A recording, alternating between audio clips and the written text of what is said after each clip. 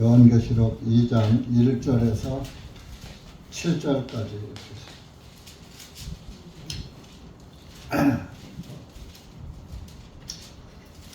같이 시작. 에베소에 있는 교회의 천사들에게 편지하노라. 오른손에 7 별들을 붙잡고 있느니 그 7 등잔대의 한가운데를 거니는 이가 이것들을 말하노라. 내가 너의 행위들과 너의 수고와 인내를 알고 네가 어떻게 악한 자들을 용납하지 아니하고 자칭 사도들이라 하나 사도가 아닌 자들을 시험하여 그들이 거짓말하는 자인 것을 알아낸 것과 네가 참고 인내하며 내 이름을 위하여 수고하면서도 낙심하지 아니한 것을 아노라. 그럼에도 불구하고 나는 내게 조금 책망할 것이 있나니 왜냐하면 내가 너의 처음 사랑을 버렸기 때문이다. 그러므로 네가 어디에서 넘어졌는지를 기억하고 회개하여 그 처음 행위들을 행하라. 만일 그렇지 아니하여 회개하지 아니하면 내가 속히 내게 와서 네 등잔대를 그의 처소에서 옮기리라. 그러나 내게 이것이 있으니 곧 내가 네 몰라 타의 행위들을 미워하는도다. 나도 그것을 미워하노라. 귀 있는 자는 성령님께서 교회들에게 말씀하시는 것을 들을지어다. 이기는 자에게는 내가 하나님의 낙원 한가운데 있는 생명나무의 것에서 주어 먹게 하리라. 기도하겠습니다. 고맙고 감사하신 하나님 아버지, 참으로 감사합니다.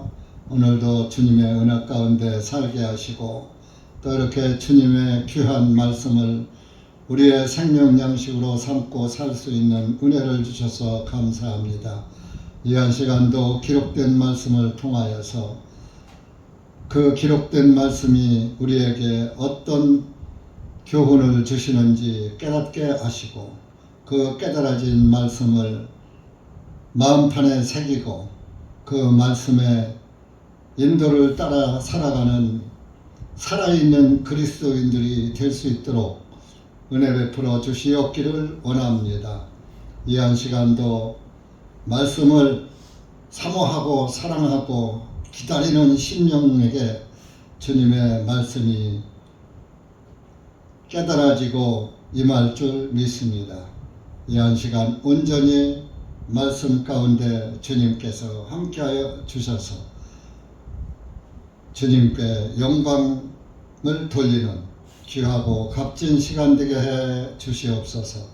예수님의 이름으로 기도하옵나이다. 아멘.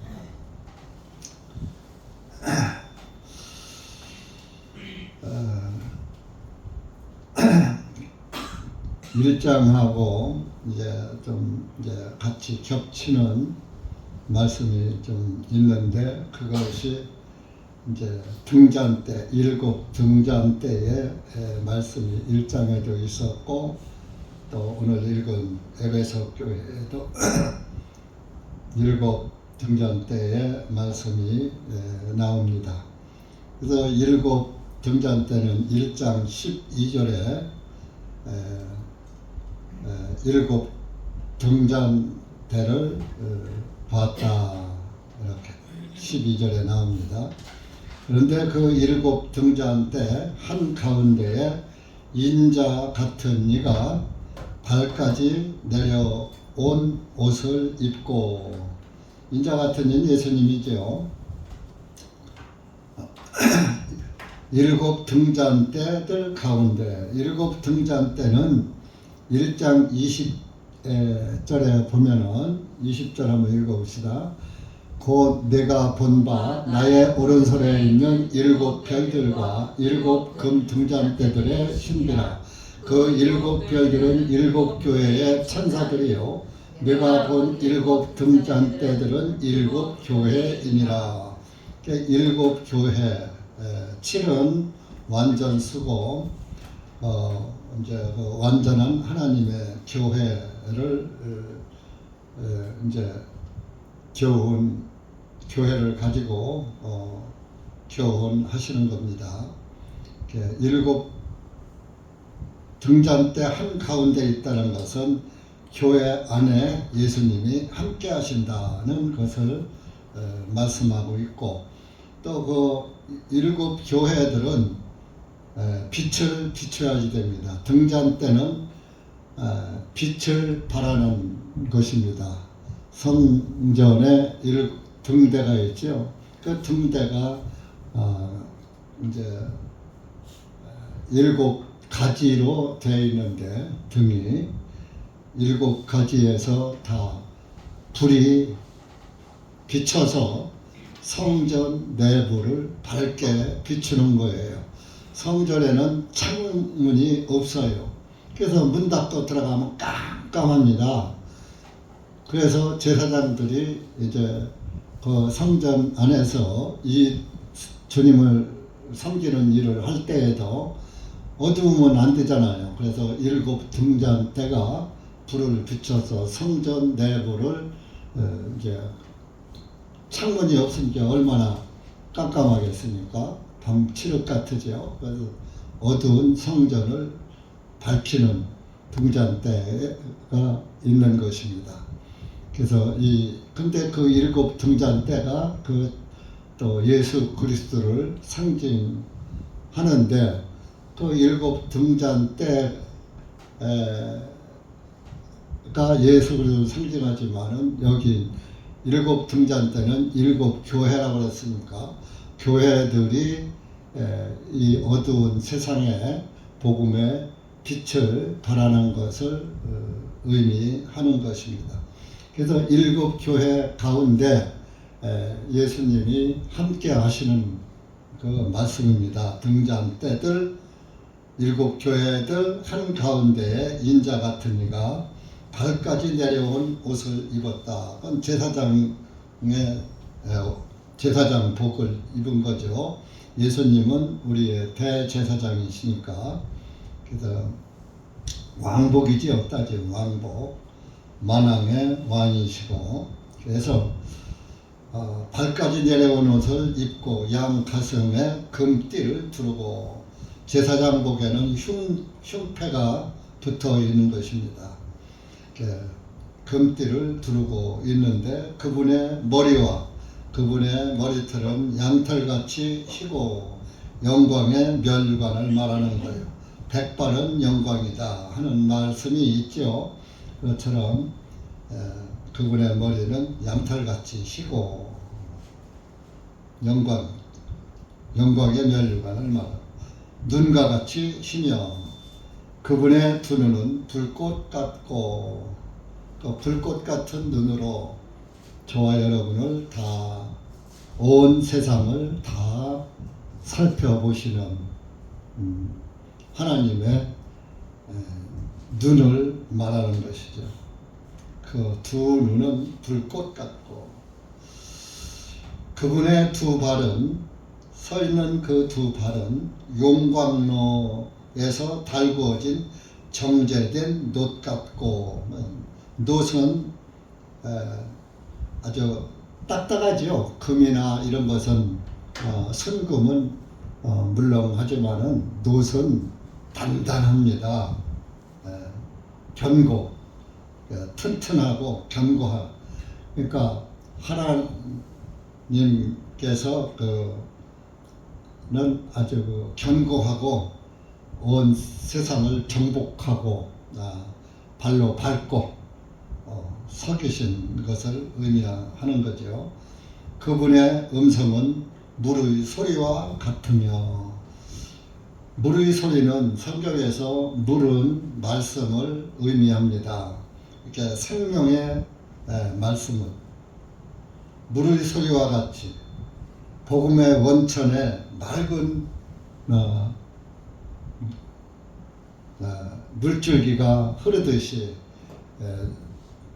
아주 진리의 맑은 말씀을 말하는 거죠. 그래서 말씀은 말씀의 줄기, 생명의 말씀의 줄기, 생명수의 물줄기.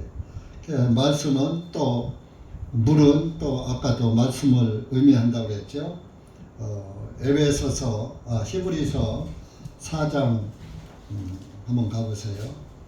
말씀은 칼이고 찌르기도 하고 한다고 그랬죠. 히브리서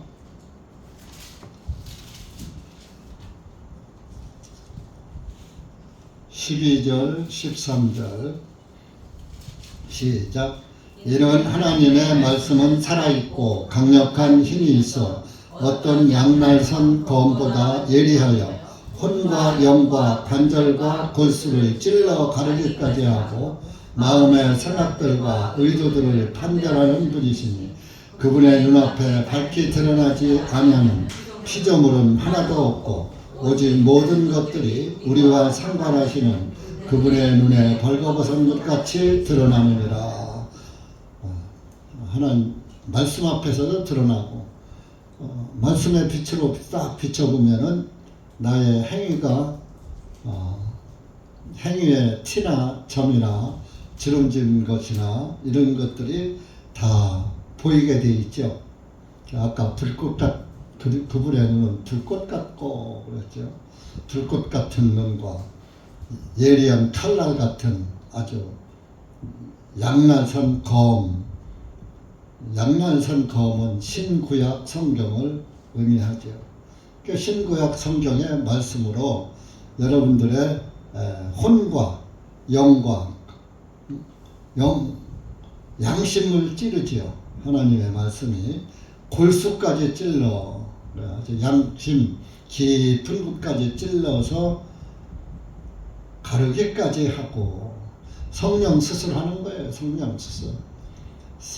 성령의 말씀이 내 마음 깊은 곳에 양심에 걸려있는 죄를 다 성령님께서 예수 그리스도의 피에 피 묻은 칼의 말씀으로 스스로를 해가지고 죄를 암덩어리를 칼로 의사가 드러내듯이 우리의 아주 그 양심에 걸려있는 죄를 말씀으로 수술해버리는 거예요.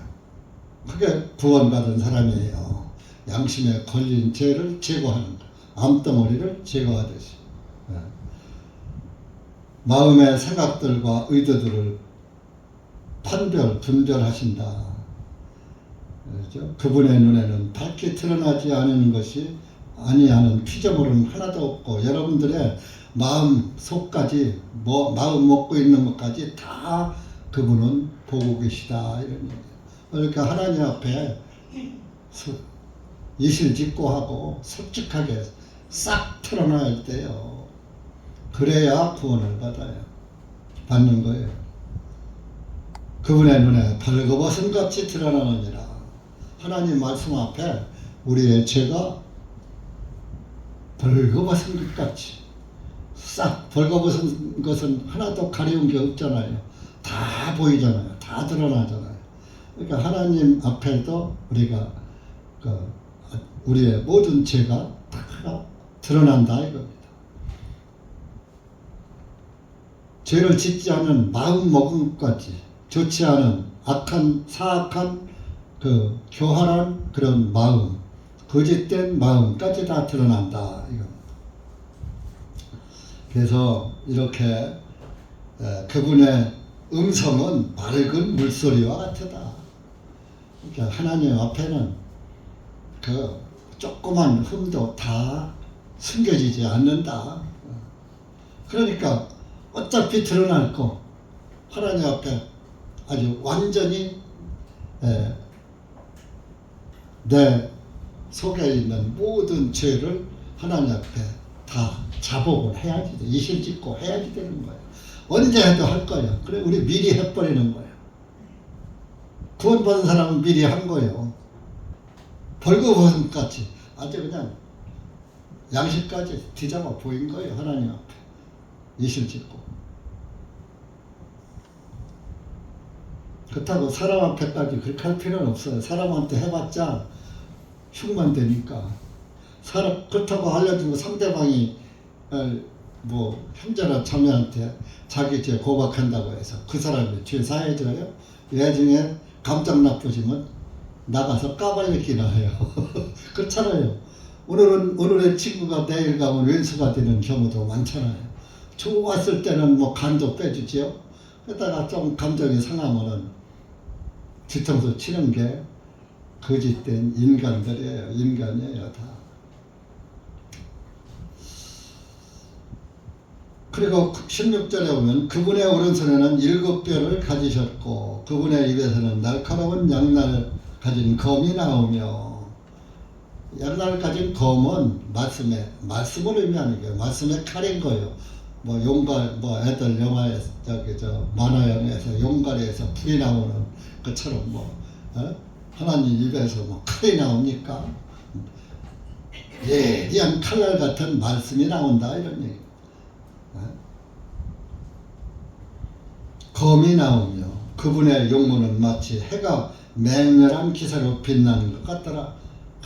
얼마나 밝고 빛나는지 그분의 광채를, 우리 사도 바울은 그분의 광채 보고 눈이 멀어버렸잖아요.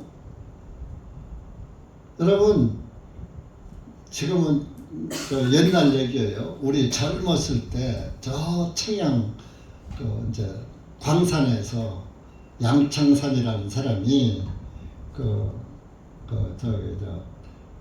갱도가 무너져 갖고서 보름인가 하여튼 20일인가 하여튼 그때 최고로 다 오랜만에 그 캄캄한 갱도에서 구제가 돼서 아주, 그래서 나라에서 그때 박정희 대통령 시절이죠.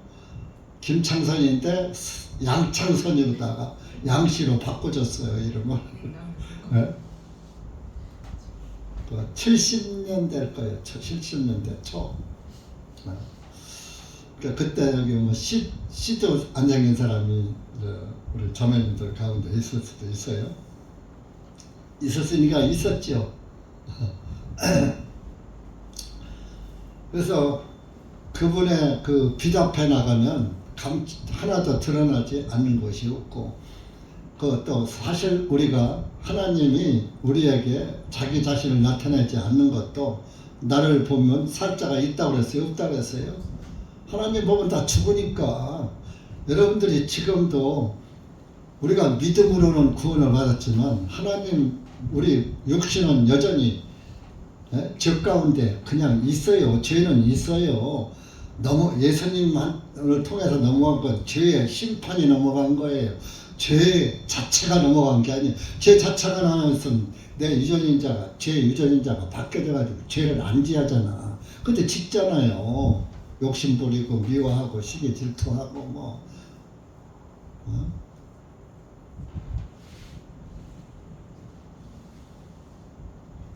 그래서 죄인이 하나님 보면 죽으니까 하나님이 저와 여러분 삶에서 안 보여주는 거예요. 대신 죽을 때 되면은 눈이 딱 영안이 열리면서 천사가 보이고 하나님 보이는 거예요. 어차피 이제 그때 죽으니까 영과 육신이 분리하니까. 이 빛나는 것 같더라. 16절, 17절에 그 빛을 보니까 그분 앞에 보았을 때 그분의 두 발 앞에 엎드려서 죽은 자 같이 되니, 그 빛을 보고서 죽은 자 같이 돼버렸어요. 네, 그런 그 예수님께서 나는 처음이요 나중이라. 예수님이잖아요. 이렇게 예수님이 하나님이라는 게 이렇게 성경에서 다 밝혀주는데, 눈이 멀은 사람들은 예수님 따로, 하나님 따로, 여호와 하나님 따로, 예수님 아들 따로, 성령님 따로, 삼위일체라고 하면서도 그러죠. 그분이 세 분이 하나예요. 그래서 그리고 18절에 보면 그분은 나는 살아있느니라. 전에 죽었으나, 예수님 더 죽으셨었잖아요. 나는 영원 무궁토록 살아있노라. 또 지옥과 사망의 열쇠들을 가지고 있노라. 천국과 지옥의 열쇠 다 가지고 있어. 생명의 열쇠, 사망과 지옥 열쇠, 또 행복과 자비의 열쇠를 다 가지고 있는. 그래서 이 일곱 등잔대가 일곱 교회라고 20절에 말씀한 것처럼 2장 1절에 에베소에 있는 에베소 교회를 먼저 말하는 거예요. 이 에베소란 뜻은 원만하다라는 뜻이에요.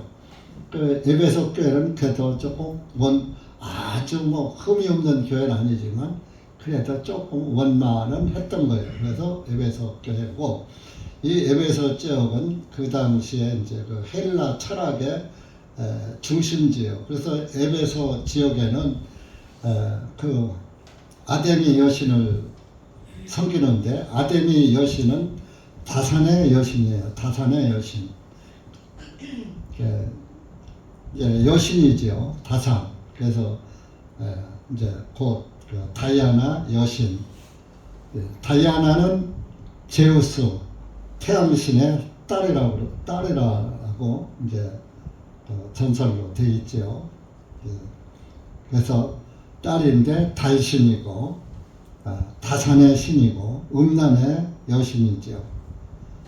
이제 그 사도 바울이 에베소 교회에 전도한 그런 기록이 사도행전 19장에 나옵니다. 사도행전 19장 한번 가서 봐요.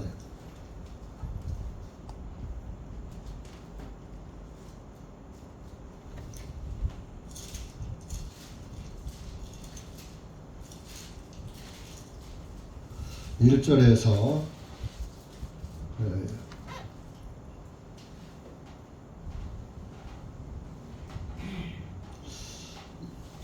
6절까지 7절까지 시작.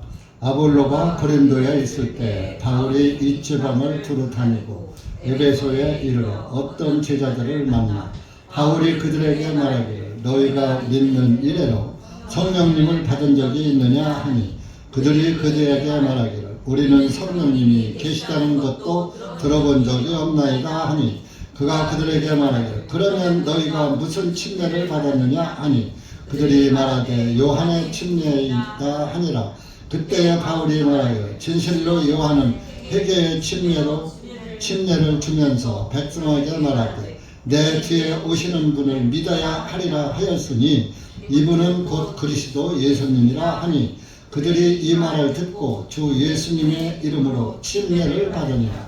바울이 그들에게 안수하며 성령님께서 그들에게 임하시어 그들이 다른 언어들로 말도 하며 예언도 하니 모두 12사람쯤 되었더라. 이제 아볼로가 이제 고린도 지역을 두루 다니다가 에베소 지역에 이르렀죠. 그래서 거기서 하니까 여기는 이거 침례 받았냐? 성령 받았냐? 이렇게 성령이 뭐예요? 이제 그런 거죠. 그럼 침례 받았느냐? 예, 받긴 받았는데 무슨 침례 받았냐? 요한의 침례 받았습니다. 회개의 침례만 받았어요.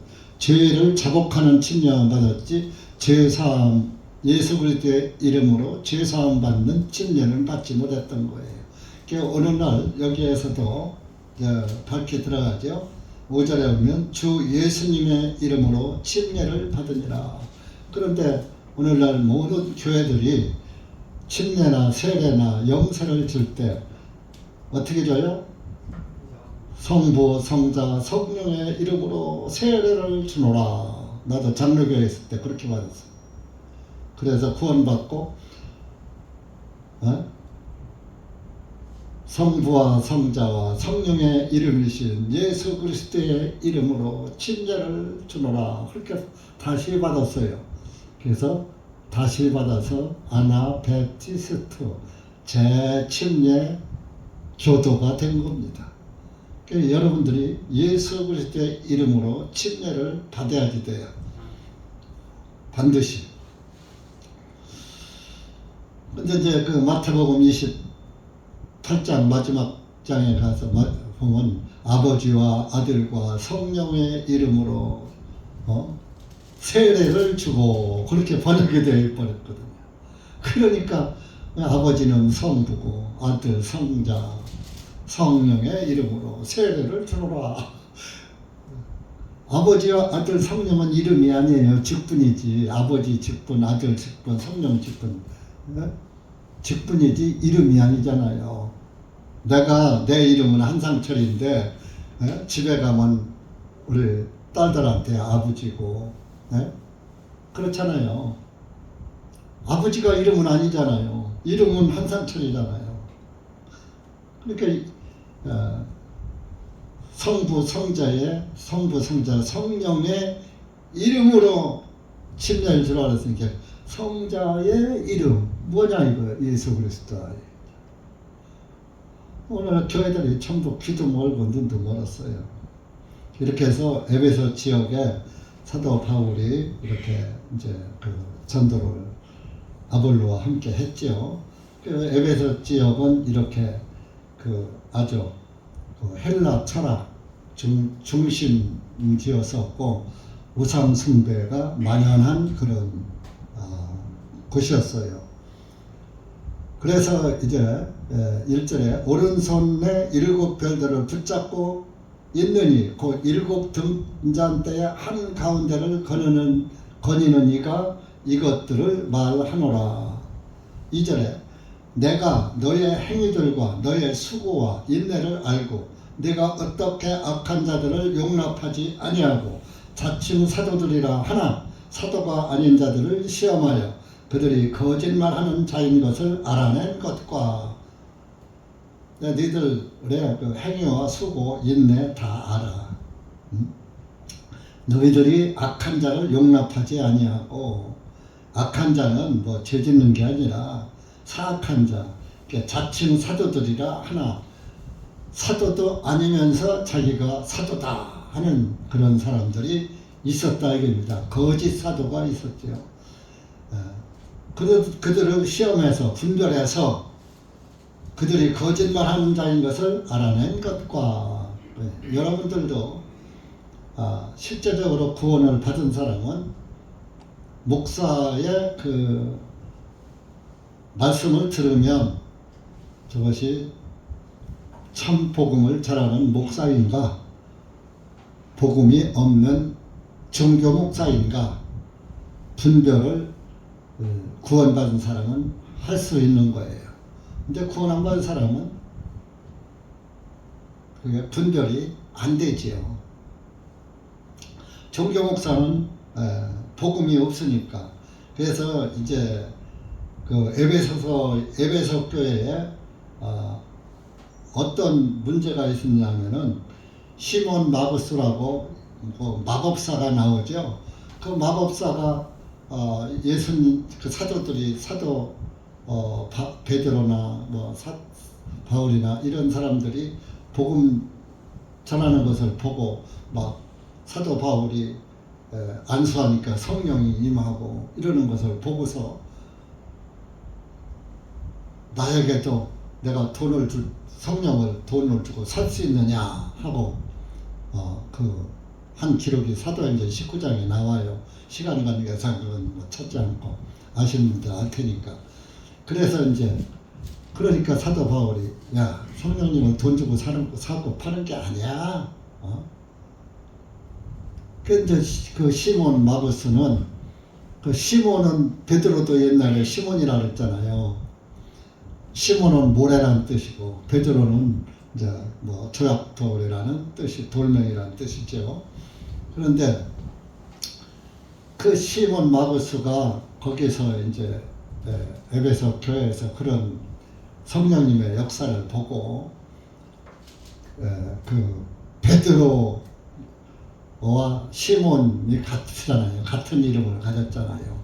이제 그걸 가지고 로마 카톨릭이 교황 1세를 시몬으로 만드는 거예요. 그 시몬 마구스가 로마에 가서 거짓 사도 역할을 했던 거지요.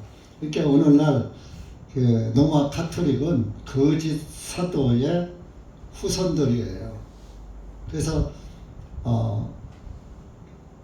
그리고 시몬 마구스가 로마에 갔을 때는 교황청이 생기기도 전이지요. 서기 313년 콘스탄틴에 의해서 로마 카톨릭이 생겼기 때문에 로마 카톨릭은 사도들 시대에는 있지도 않았어요. 그런데 어떻게 베드로가 그 로마 교황 1세가 됩니까? 가톨릭의 그 교회사는 완전 거짓말이고 엉터리입니다. 그러니까 거짓 사도 시몬 마구스가 가서 시몬으로 했을 거라는 그런 추측이지 성경에는 없어요. 그래서 이제 이렇게 거짓말하는 것을 에베소 사람들은 알았다 이겁니다. 여러분들도 진리와 비진리를 분별할 줄 알아야지 되는 거예요. 그 사람의 외모나 그 사람의 그런 그 껍데기를 보고 분별하지 말고 그 사람 속에 예수 그리스도의 피의 복음이 있는가, 죄사함의 구원의 복음이 있는가, 그것을 여러분들이 분별할 줄 알아야 그것이 참 전도자고 그것이 참 목사고 그것이 참 사도다 이겁니다.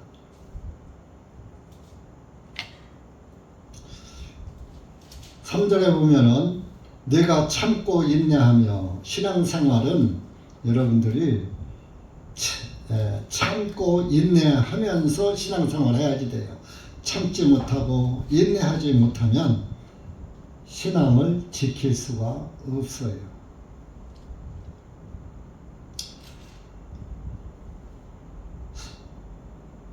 참고 인내하며 누구를 위해서? 사람을 위해서가 아닙니다. 예수 그리스도를 내 이름을 위하여 예수님의 이름을 위하여 수고하면서 여러분들이 교회에서 충성 봉사하고 섬기는 것은 사람을 섬기는 것이 아니라 예수 그리스도의 복음을 위해서 섬기는 봉사를 하는 거예요. 전도도 하고 이게 예수 그리스도의 복음을 받은 사람은 하라고 안 해도 하는 거예요. 헌금을 하려서 하고 말려서 말고 그러는 게 아니에요. 자기 스스로 자원해서 기쁨으로 감사로 봉사도 하고 연보도 하고 전도도 하고 예수 그리스도에 관한 일을 다 기쁘고 즐거움으로 하는 거예요. 그렇게 하다 보면 또 벽에 부딪힐 때도 있죠. 실망도 있고 핍박도 받고 환난도 당하고 하죠. 그렇지만 그것을 이기는 거예요. 이기고 하는 거예요. 이기는 게 인내해야지 이기는 거예요. 수고하면서도 낙심하지 아니한 것을 아노라. 여러분들이 주님을 섬기다가 어떤 일에 장애물이 오면 그거 보고서 시험이 탁 들어 낙심해버려요. 그러지 말라 이거요. 예수 그리스도만 보고 가라 이런 얘기예요. 근데 에베소 교회는 그러지 않았다 이게. 수고하고 참고 인내하고 예수님의 이름을 위해서 수고하고 그 사람 보면 낙심하지 있지만 그런 걸로 낙심하지 않고 복음을 하나님을 섬기고 복음을 증거하는 그런 삶은 정말 피눈물 나는 그런 수고가 뒤따라야지 되는 거예요. 너희들이 이렇게 3절까지는 잘했어. 그런데 4절 보니까 너희들이 이렇게 했는데 너희들이 낙심하지 않고 잘한 거 아는데 그럼에도 불구하고 나는 네게 조금 책망할 것이 있나니 에베소 교회에 대해 책망할 것이 있다 이겁니다. 왜냐하면 네가 너의 처음 사랑을 버렸기 때문이라. 첫사랑을 잃어버렸다 이런 얘기예요. 첫사랑은 바로 예수 그리스도의 사랑, 아가페 사랑을 말하는 거예요. 요한복음 3장 여러분들이 잘 아는 말씀이죠. 첫사랑 별거 아니에요. 16절 이게 첫사랑이요. 시작. 이는 하나님께서 세상을 이같이 사랑하시어 그분의 독생하신 아들을 주셨으니 이것은 누구든지 그를 믿는 자는 멸망하지 아니하고 오히려 영원한 생명을 얻느니라. 이는 하나님께서 자신의 아들을 세상에 보내신 것은 세상을 정죄하려 하심이 아니요 오히려 그를 통하여 세상이 구원을 얻게 하심이니라. 하나님도 세상을 정죄하지 않았어요. 정죄하지 않게 해서 독생하신 아들을 독생자를 주셨으니 이 개혁성경은 그랬거든요. 독생자를 주셨으니까 이 아들을 주셨구나. 하나님이 아들을 주셨구나. 이게 독생하신 홀로 살아계신 홀로 살아계신 아들. 홀로 살아계신 분은 하나님 한 분밖에 없는 거예요. 누구든지 그를 믿는 자는 멸망하지 아니하고 영원한 생명을 얻느니라. 예수님이 이 땅에 오신 것은 세상을 정죄하려 하시는 아니요 예수님을 통해서 세상을 구원하려고 오셨다. 18절 보면 그를 믿는 자는 정죄를 받지 아니하나 그를 믿지 아니하는 자는 이미 정죄를 받았다. 그러니까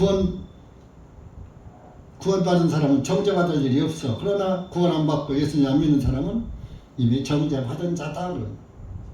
이는 하나님의 독생하신 아들의 이름을 믿지 아니하였기 때문이라. 그러니까 보세요.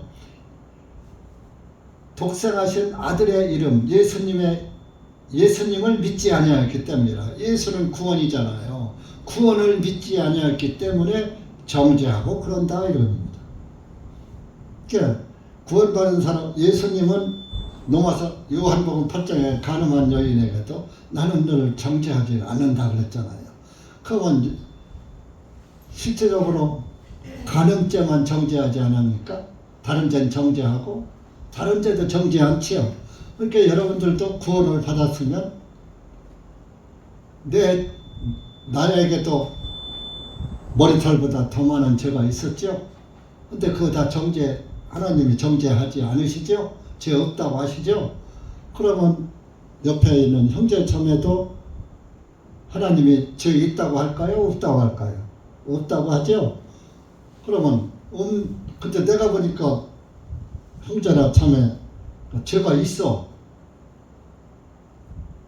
그러고 정죄해. 그러면 돼요? 안 돼요? 안 돼요. 하나님이 내 옆에 형제나 자매 또 한 목사를 정죄하지 않으셨어. 죄 없다고. 죄를 묻지도 않으셨어. 따지지도 않으셨어. 근데 내가 왜 따져? 나도 하나님으로부터 면제를 받은 주제에. 하나님은 정죄를 하면 심판의 능력이 있는 분이에요. 진노의 심판을 내릴 수 있지만 여러분들이 누구 정죄하면 심판할 수 있어요? 그 사람을? 천국이나 지옥이나 어디 보낼 수 있어요? 내 능력으로? 아무 능력도 없는 인간이 사람을 정죄하면 안 되는 거예요. 근데 믿지 않는 자는 정죄해도 돼요. 믿지 않으니까. 어차피 정죄받을 사람이니까. 그건 내가 정죄하는 게 아니라 너는 정죄받은 자야. 하고 너는 정죄받아. 너는 심판받아. 너는 지옥 가. 그렇게 빨리 구원받아. 그걸 할 수 있는 거예요. 그러나 형제자매를 교회 안에서 정죄하면 안 되는 거예요. 그러면 정죄를 다 안 해요. 우리가 서로가. 그럼 교회가 화목해요? 불화해요? 화목하지요. 근데 교회 안에서 막 싸워요. 네가 잘했니? 내가 잘했니? 싸워요. 그 정죄하는 거죠? 그 교회요? 교회가 아니에요. 교회가 아닌 거예요. 교회 안에는 절대 싸움이 있으면 안 돼요. 싸움을 거는 사람 자체가 사탄이고 마귀고 구원 못 받은 사람이에요. 그러니까 만약에 형제자매가 잘못했다. 그러면 분명히 구원 못 받았던지 구원을 받고도 잘못한 사람이 있잖아요. 그건 정죄하지 말고 권면을 해주는 거야. 권면.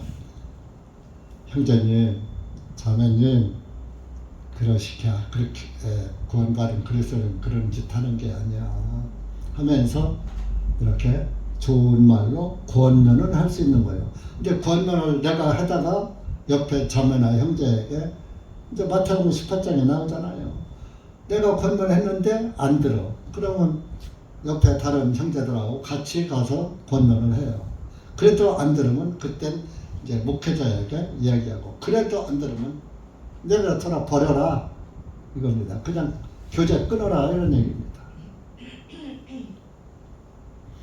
그냥 교제 끊고 마는 것이지 그 사람을 계속 쫓아가서 정죄해도 안 되고, 그런 사람과 자꾸 어울려도 안 되고, 어울리면은 그 이미 정죄하고 구원 못 받은 사람하고 어울리고, 나보다 신앙이 나쁜 사람하고 어울리면은 뭐예요? 나도 닮아지거든. 그러니까 아예 거기서 그냥 교제를 끊어라. 이제 그런. 그래서 권면을 하면 형제를 잃어버린 형제를 얻는 것이고, 권면해도 안 들으면은 그냥 이방인 같이 여겨라. 그런 말씀이 있잖아요. 그래서 이렇게 이 사랑은 예수 그리스도의 사랑을 말하는 거예요.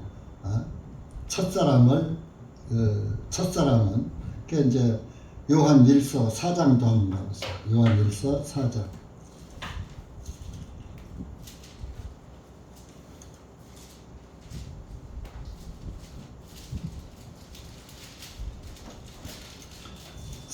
여기 설명을 잘 하고 있어요. 7절부터 11절까지. 시작. 사랑하는 자들아, 우리가 서로 사랑하자. 이는 사랑은 하나님께 속한 것이기 때문에 사랑하는 자마다 하나님께로 나서 하나님을 아느니라. 사랑하지 아니하는 자는 하나님을 알지 못하나니 이는 하나님은 사랑이시기 때문이라. 우리를 향하신 하나님의 사랑이 이렇게 나타났으니 하나님께서 그분의 독생자를 세상으로 보내신 것은 우리로 하여금 그분을 통하여 살게 하려 하심이라.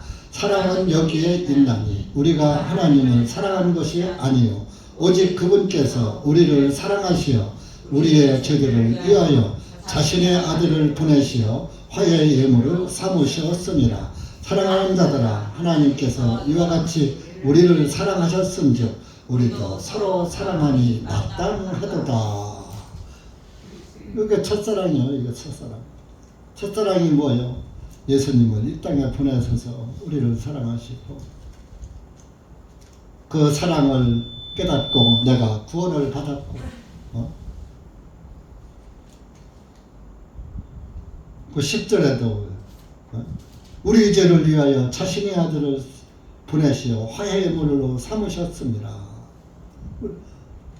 우리를 사랑해서.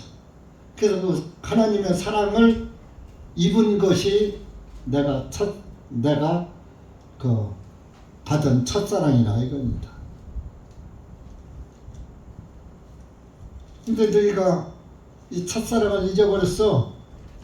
예수님을 잊어버렸어. 예수님의 정죄치 않는 그 사랑을 잊어버렸어. 이겁니다. 에베소서에.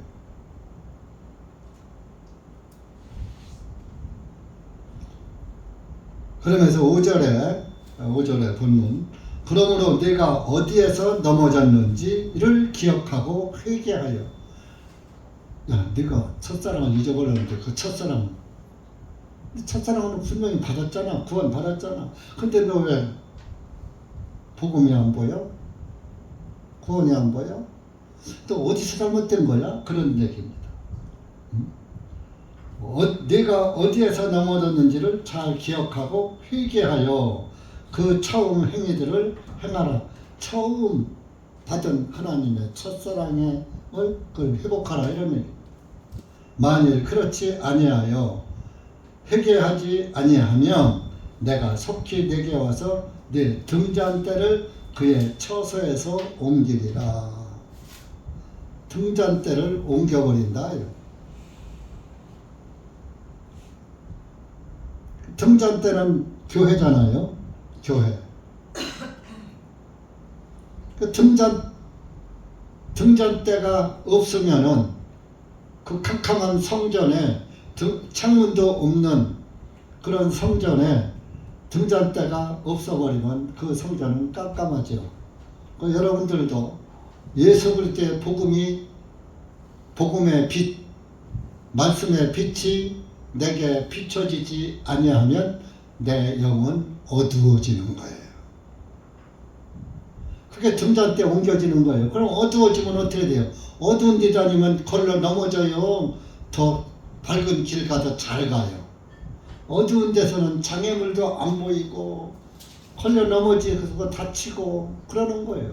넘어지는 거예요. 그러니까 빛 대신 말씀이 내게 안 들려오고 빛 대신 말씀의 빛이 내게 비추지 않으면 내 영은 어두움에 휩싸이게 되는 거예요.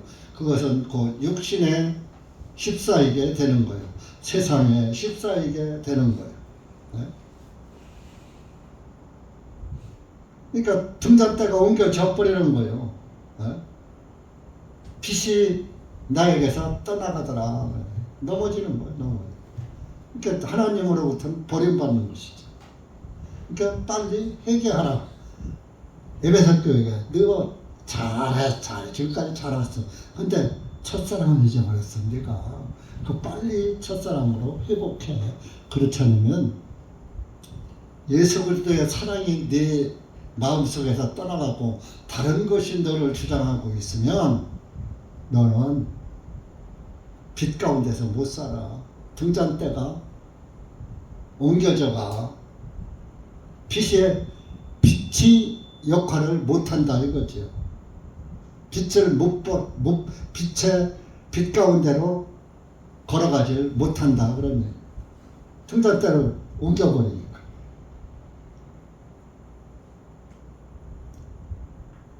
이 등잔대가 아까 그랬죠. 예수 그리스도를 상징한다고요. 이 출애굽기 25장에 보면은 이 등잔대를 만드는 데는 이 놋을 망치로 쳐서 구리를 놋을 그냥 망치로 쳐서 그 등잔대를 만드는 거예요. 그 7가닥의 그 등대를 만드는 거예요. 거기에서 밑에서 이제 그 기름을 부어놓으면 그 가운데로다가 기름이 올라가서 7 그 가지로다가 기름이 공급이 돼가지고 위에서는 불이 타서 성전을 환히 비추게 되는 거예요. 기름이 안 올라가면 불이 안 켜지죠. 내 안에 성령이 충만해야 여러분들이 빛의 자녀로 살 수 있는 거예요. 예수 그리스도 안에서 살 수 있는 거예요. 성령이 충만하지 않으면 성령의 불이 꺼져버렸으니까 등잔대 불이 꺼져버렸으니까 어두운 삶을 살게 되죠. 영이 어두워지는 거예요. 그러니까 여러분들은 항상 그 등잔대에 빛을 받으면서 살아야 해요. 성령님이 말씀하시는 빛, 곧 말씀의 빛을 따라 살아서 사는 것이 성령 충만을 받는 것이에요. 근데 성령 충만이 안 되고 육신 생각 충만, 세상 생각의 충만, 그러면은 빛이 비춰질 수가 없죠. 기름이 공급이 안 되는데 어떻게 불이 켜집니까?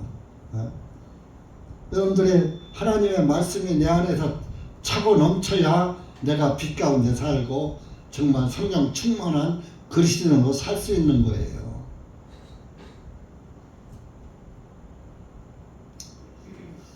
그래서 이제 만약에 첫사랑으로 회개하지 않으면은 등잔대를 내 처소에서 옮길 것이다. 그러나 6절에 그러나 내게 이것이 있으니 또 네가 또 잘하는 게 한 가지 또 있어. 있으니 곧 내가 니골라파의 행위들을 미워하는도다. 나도 그것을 미워하노라. 니골라파의 행위들을 미워한다. 니골라는 그 율법주의, 인본주의, 예? 육체의 자유를 방종으로 이렇게 살아가는 것을 그런 니골라파라고 그래요. 니골라파. 방종주의요. 예를 들어서 다른 우상의 신에게 바쳤던 재물들을 그냥 막 먹고 그러는 거. 그러니까 이제 하나님과 관계없는 하나님의 말씀을 반하는, 말씀에 순종하지 않고 따라가지 않고 하나님의 말씀과 동떨어진 반대되는 길을 가는, 곧 민수기 22장의 발람의 길, 발람 선지자의 길. 하나님은 그 발락을 아무것도 받지도 말고 뇌물 받지도 말고 그 사람 따라도 가지 말고 하라고 했는데 그 발람의 길을 갔잖아요. 발락을 따라갔잖아요. 그래서 죽을 뻔했잖아요. 자기가 탄 마귀가 아니면. 그러니까 그런 것이 발람의 길을 가는 것이 방종주의. 그것이 니골라파들의 행위다. 그러니까 복음을 육체의 기회로 삼는 거예요. 복음을 육체의 기회로 삼는 것이 갈라디아서 5장입니다. 갈라디아서 5장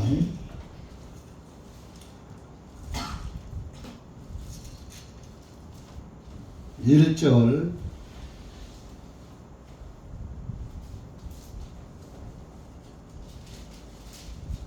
3절까지 시작. 그러므로 그리스도께서 우리를 자유하게 하신 그 자유 안에 굳게 서서 다시는 속박의 멍에를 매지 말라. 보라, 나 바울이 너에게 말하니 만일 너희가 할례를 받을지라도 그리스도께서 너희에게 아무 유익이 되지 아니하시리라. 이는 내가 할례 받은 각 사람에게 다시 증거하노니 그는 율법 전체를 행하여야 할 의무를 가진 자라. 4절까지. 너희 중에 누구든지 율법으로 의롭게 되어 있다면 그리스도께서는 너희에게 무효하게 되시고 너희는 은혜로부터 넘어져 있도다. 1절 보면은 예수님께서 우리를 자유하게 하신 그 자유 안에 굳게 서서 다시는 속박의 멍에를 매지 말라. 속박의 멍에가 율법의 멍에를 말하는 거예요. 율법은 우리를 얽어매잖아요. 뭐 해라 하지 말아라, 먹어라 먹지 말아라, 행하라 행하라, 지켜라 지키지 마. 율법의 멍에.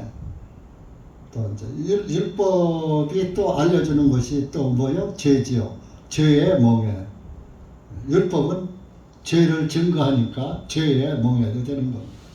그렇게 뭐냐? 예수님이 뭐 내 죄 다 사했는데 뭐 죄 막져도 괜찮지. 이것도 죄의 멍에를 다시 미는 거예요.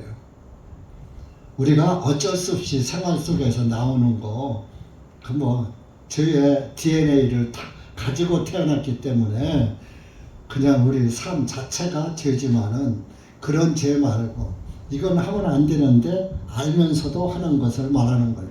구원받았으니까 해도 괜찮아 하고 하는 거. 그것이 속박의 멍에를 매는 것입니다.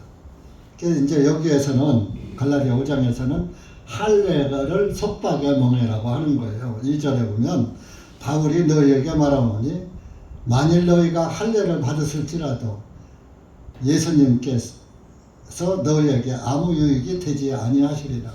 예수님하고 할례 받으면 나 상관없어. 마음의 할례를 받아야지 돼. 이제 로마서 2장에 그런 말씀 있죠. 할례는 마음에 해라. 마음에 할지니 그랬잖아요.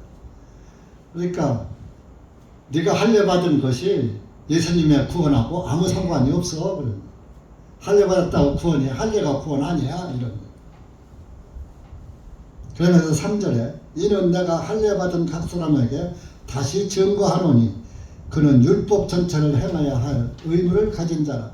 네가 만약에 할례를 받아야 구원을 받는다고 한다면 할례만 받아야 할 게 아니라 율법 613가지를 다 지켜라 그런 얘기예요. 그래야 되는 613가지를 다 지키면은 구원받을 수 있다 그런 얘기예요.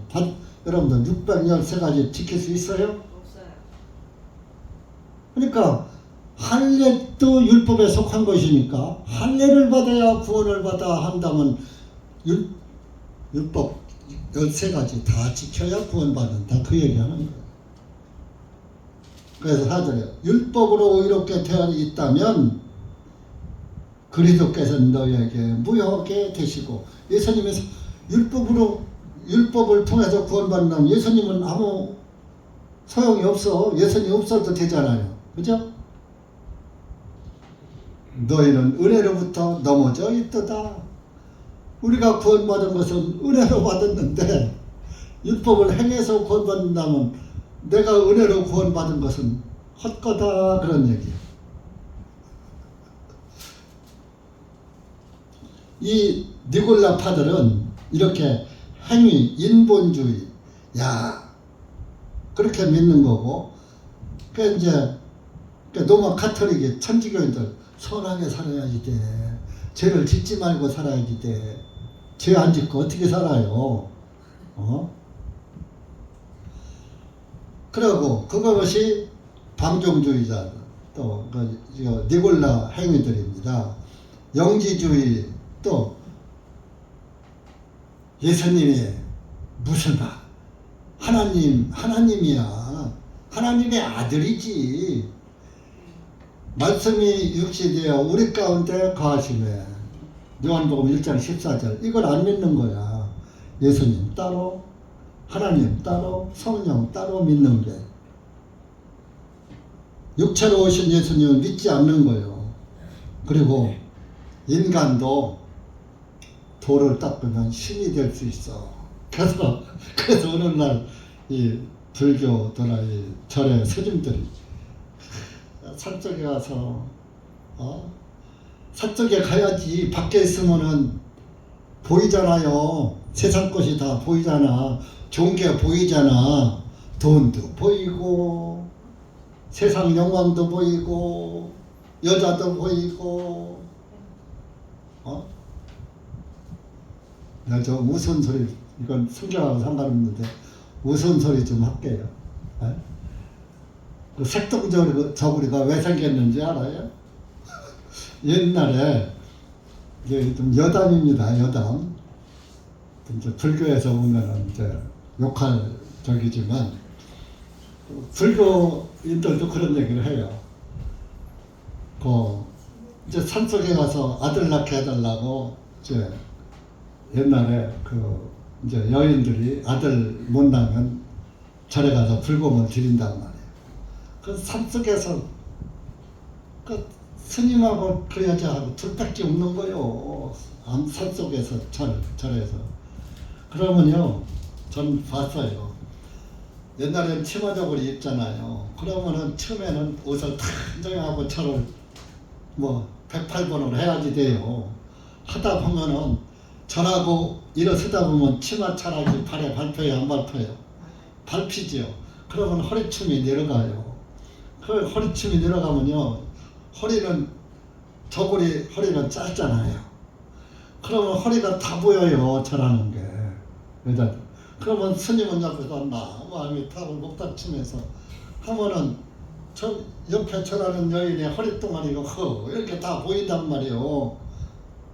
그러면 중도 사람인데 육신이 발동하는 거예요. 그렇게 해서 시를 받아갖고 와갖고 아들을 낳아.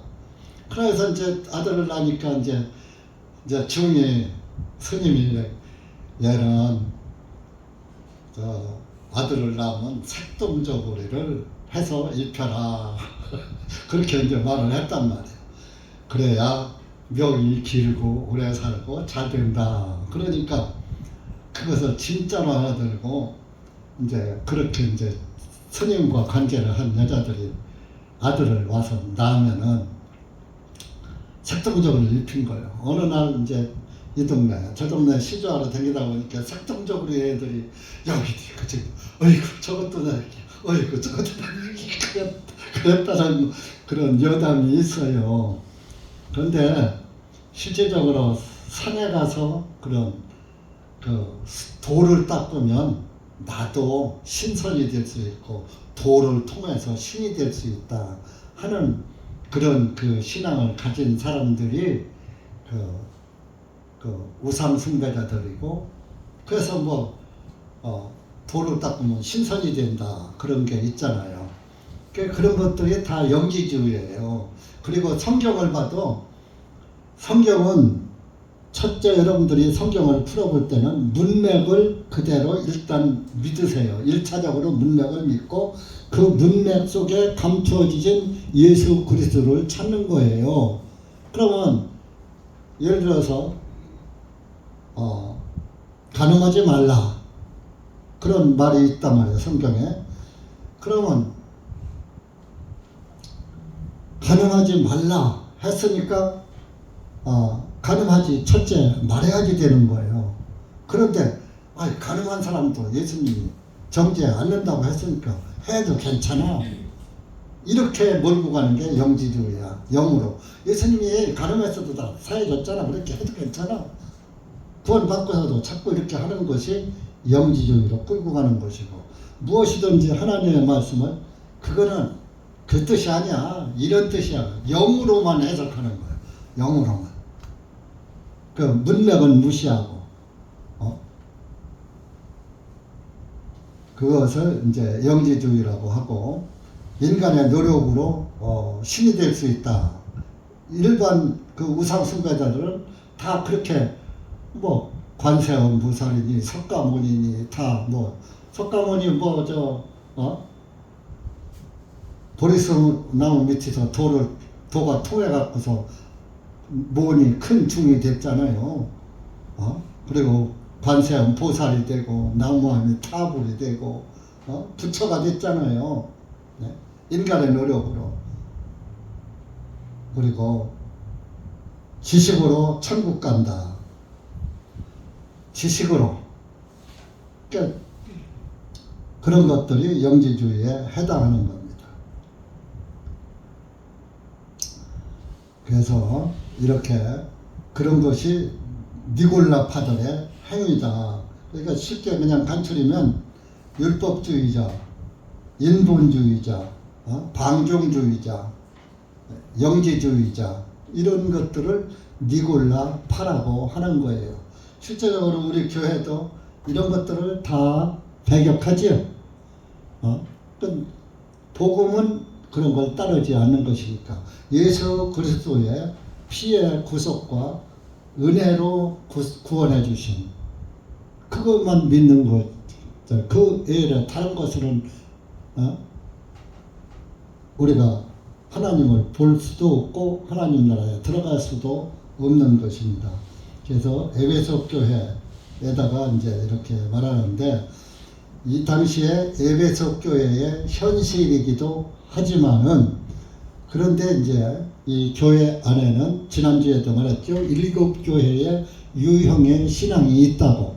어떤 사람은 에베소 교회의 신앙, 어떤 사람은 이제 두 번째 나온 데가 서머나 교회의 신앙, 세 번째 나온 데가 버가모 교회의 신앙, 이렇게 이제 시대적으로도 에베소 교회 같은 신앙을 보편적으로 가는 시대가 있고, 또 시대적으로다가 7교회의 신앙이 역사 중에서도 쭉 흘러가고 가는 시대적 배경과 있고, 또 그때 당시에 우리 개인적인 그 7교회의 신앙이 각각, 여러분들 신앙이 전부 각각이잖아요. 똑같진 않잖아요. 진리는 우리가 믿는 예수 그리스도는 한 분이시지만은 신앙의 척도는 각각 다르잖아요. 은사가 각각 다르잖아요. 그런 것처럼 이렇게 에베소 교회는 다 잘했는데 한 가지 첫사랑을 잊어버린 그것이 잘못이다 하고 에베소 교회에다 칭찬도 한 동시에 또 책망도 하면서 잘못을 지적해주고 회개하라.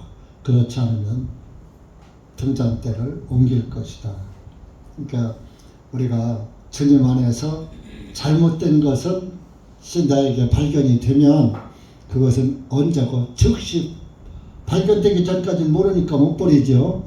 발견이 되면은 즉시 버릴 줄 아는 그것이 하나님께서 기뻐하시고 아주 기뻐 받으시는 그런 것입니다. 그래서 우리가 오늘은 뭐 이제 시간이 다 돼서 에베소 교회에 관해서만 오늘 이런 말씀을 마치기로 하겠습니다. 그래서 여러분들이 내가 혹시 에베소 교회 신앙에 속하지 않았나 생각이 되면 이제 여기에서 나는 인내를 잘했다, 또 오래 견뎠다, 또 그런데 첫사랑을 잊어버린 적이 있다. 그러면 첫사랑을 다시 회복을 하는 것이고, 첫사랑을 잊지 않았다면은 잘한 것이죠. 에베소 교회의 신앙을 가졌는데 첫사랑이 계속 유지되고 있다면 하나님한테 칭찬받을 교회고, 근데 또 첫사랑은 안 잃어버린데 니골라 행위가 있네, 니골라파의 행위가 있네. 그러면 여기에서 니골라파의 행위가 나에게 있다면 그놈을 빨리 버리면 되는 거예요. 그러니까 우리는 신앙생활을 내가 잘하는 것 같아도 어디에 하나에 걸리는 것이 있어요. 그 잘못된 신앙은 바로 잡아서 갈 때 하나님께서 기뻐하시고 우리 항상 그 밝은 빛 가운데로 내가 걸어갈 수 있게끔 장애물을 보고 다 뛰어넘고 피해서 이렇게 주님을 향해서 잘 신앙을 지킬 수 있는 것입니다. 여러분들이 이런 말씀을 한번 잘 말씀의 빛을 통해서 나를 비춰보시기 바랍니다. 그래서 나의 해당한 부분들이 있다면 즉시 버려야 나 인내하는 것을 끝까지 인내를 못했어 하면 이제 지금부터 인내하는 그런 신앙생활을 하면 되고,